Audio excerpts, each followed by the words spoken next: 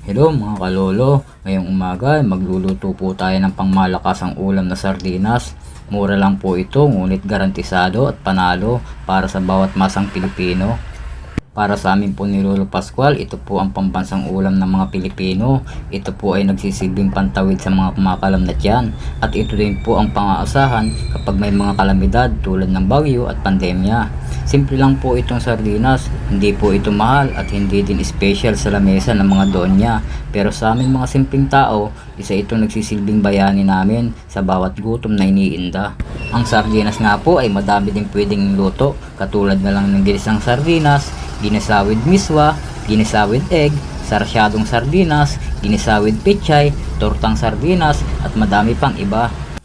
At hindi lang po ito basta sardinas lang, pinagmamalaki din ito ang marami nitong health benefits katulad na lang ng low in mercury, very high in omega 3, high in vitamin D3, high in vitamin E, high in calcium, high in selenium, high in RNA and DNA, good source of minerals, etc. At ito na nga po yung niluto kong sardinas. Simple lang po ito at nilagyan ko ng miswa tapos kamatis. Ay sarap. Masasabi kong panalo na naman ang araw namin ngayon ni Lolo Pascual. Ang ulam na sardinas ay isa sa nagpapasaya sa amin. Kaya ano pa pong hinihintay nyo? Magluto na rin kayo mga kalolo. Hindi po lahat ay kumakain ito. Kaya po sa mga simpleng tao katulad namin na kumakain ito, shout out po sa inyo. At sino bang makaka-relate nito kundi lang katulad namin Lolo Pascual, simpleng tao, simpleng namumuhay sa mundo.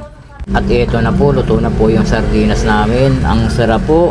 Mas gusto po kasi namin na ginisa na ganito, yung tinutuyo po yung sabaw at malasado lang po. At dito nga po ay umpisa na namin ni Lolo Pascual ang pagmukbang. Kumain na naman po kami sa daon ng saging. Aray ko, taob na naman ang sangkaldero. Sa simpleng ulam at magandang samahan, napakasarap kumain at palagi po tayo magpasalamat kay Papa God kasi po siya yung provide talaga ng ating mga kinakain.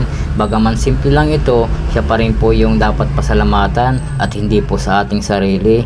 Masasabi kong ang buhay talaga ay napakasaya, lalo na't may mga ganitong moment. Hindi man ito masaya sa ibang tao, pero sa aming mga simpleng tao, katulad ni Lolo Pascual, ay napakasaya na nito. Para sa amin, ito na ang panalong buhay.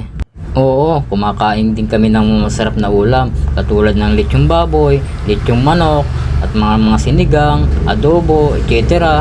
Pero para sa amin, babalik at babalik pa rin kami dito sa simpleng ulam, ngunit pang malakasan na sardinas para sa bawat masang Pilipino. Kaya ang tunay na kahulugan ng buhay ay nasa simpleng buhay.